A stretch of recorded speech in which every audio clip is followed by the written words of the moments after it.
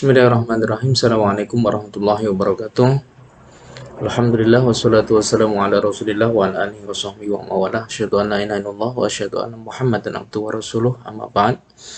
Yang kami hormati dosen pengampu mata kuliah studi hadis, metodologi dan tematik, yaitu Al-Ustadz Dr. Muhammad Hambal Sofwan LC MPDI, dan teman-teman semuanya.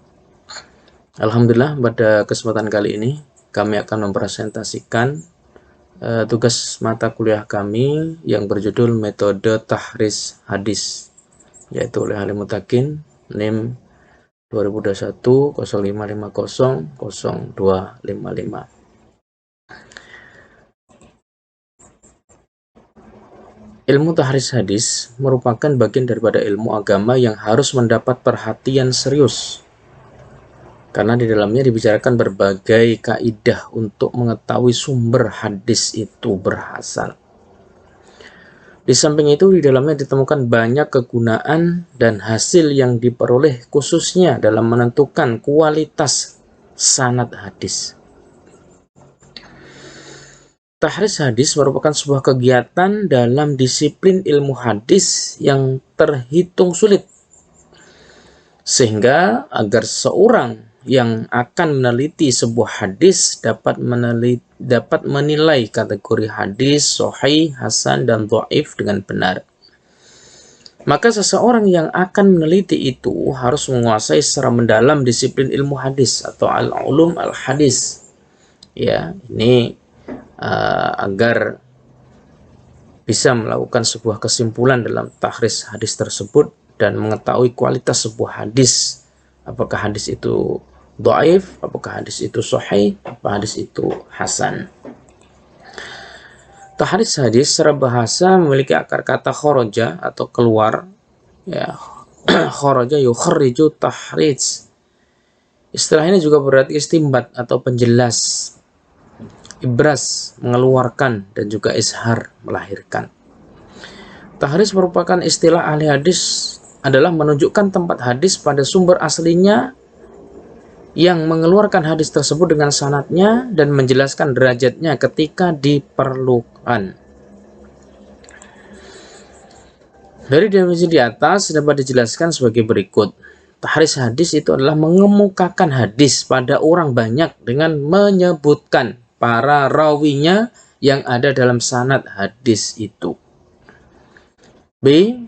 Tahris hadis adalah mengemukakan asal-usul hadis sampai dijelaskan sumber pengambilannya dari kitab, ya, dari berbagai kitab hadis yang rangkaian sanadnya berdasarkan riwayat yang telah diterimanya sendiri atau berdasarkan rangkaian sanad gurunya dan yang lainnya.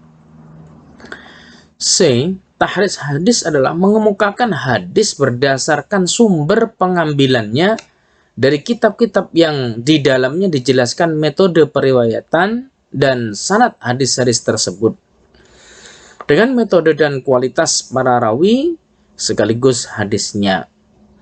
Dengan demikian, tahris hadis merupakan penelusuran atau pencarian hadis dalam berbagai kitab hadis sebagai sumber asli dari hadis yang bersangkutan, baik yang menyangkut materi atau isi matan maupun jalur periwayatan sanad, ya, hadis yang dikemukakan. Jadi tahris hadis itu adalah metode bagaimana mengemukakan, ya, hadis asal usul, kemudian sumber pengambilannya, sehingga diketahui sanadnya itu dari mana saja, ya. Kemudian dengan mengetahui sanadnya, dengan mengetahui rawinya, sehingga nanti akan diketahui benar atau tidak matan hadis itu sendiri, ya. Setelah proses itu semuanya dilalui, maka nanti akan membawa sebuah kesimpulan bahwa hadis ini adalah hadis yang sahih, hadis ini adalah hadis yang dhaif, hadis ini adalah hadis yang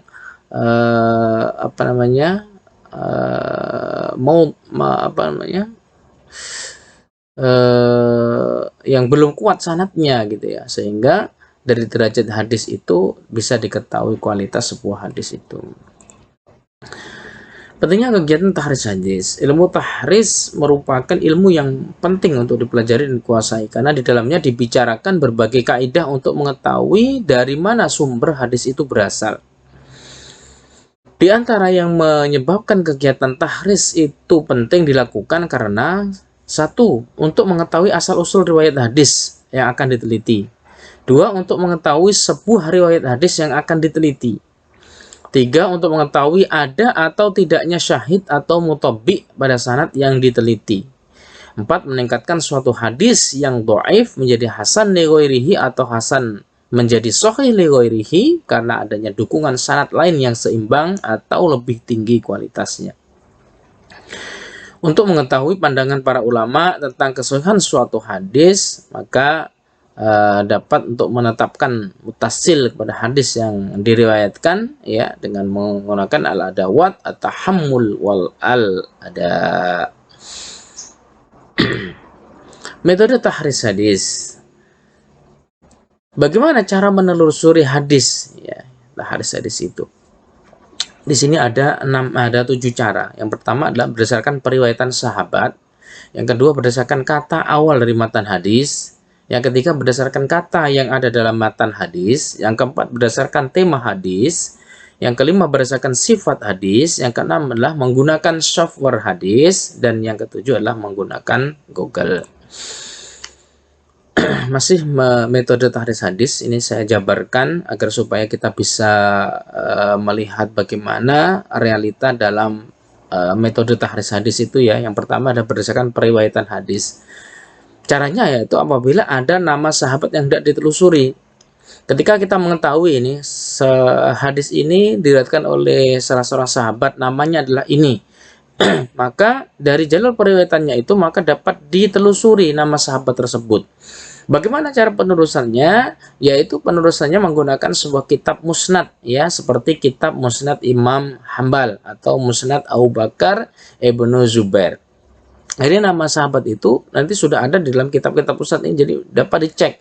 Jadi kalau seandainya seorang sahabat itu tadi dicek kemudian tidak ada namanya di situ, berarti sudah dipastikan bahwasanya hadis itu berarti hadis yang palsu gitu ya.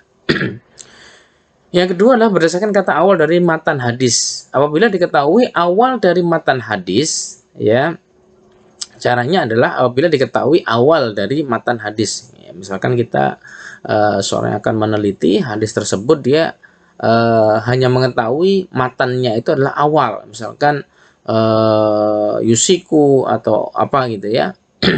Nah itu kitab yang dapat digunakan seperti kitab Al-Atrof, yaitu kitab yang memuat bagian awal matan hadis. Jadi ini kitab ini lengkap, jadi matan-matan hadis itu semuanya ada di situ dari abjad ya, alif sampai dengan terakhir gitu ya. Seperti Al-Atrof As-Sahihain karya Abu Mas'ud Ibnu Ibrahim bin Muhammad Ad-Dimishki. Maka di situ nanti bisa menjadi kitab rujukannya untuk mencari daripada kata awal di matan hadis tersebut. Kitab-kitab yang hadisnya disusun mengikuti urutan abjad hijaiyah ya, atau bisa juga Al-Jami' Al-Azhar. Ini bisa mengecek nanti. Kemudian kitab-kitab Mafatih dan Faharis seperti Miftah Al-Hadis, Muwatta. Nah, itu nanti bisa dicek di situ awal kata daripada matan sebuah hadis. Baik, untuk selanjutnya masih metode tahris hadis, yaitu berdasarkan kata yang ada dalam matan hadis. Nah, bagaimana caranya? Dilakukan dengan menelusuri hadis berdasarkan huruf awal kata dasar dalam matan hadis, baik isim maupun fiil. Nah, jadi karena ini berdasarkan kata yang ada dalam matan hadis, ya bisa jadi mungkin kita mengetahuinya matannya mungkin di tengah atau di akhir atau di depan ya. Nah, mungkin biasanya di depan ya. Nanti bisa digunakan juga dicari di dalam kitab ya, Mu'jam Al-Mufaras lil Alfat Al-Hadis An-Nabawi. Nah, ini memuat Kutubut Tis'ah ya. Maka seorang yang akan meneliti kemudian mencari dalam kata yang ada dalam matan hadis, maka biasanya dia harus mengetahui kode-kode yang dipakai. Misalkan kutubut tis'ah tadi kan ada Bukhari, ada Muslim, ada Tirmidzi, ada Ibnu Majah. Nanti ada kode-kode khusus di situ, misalkan Bukhari ba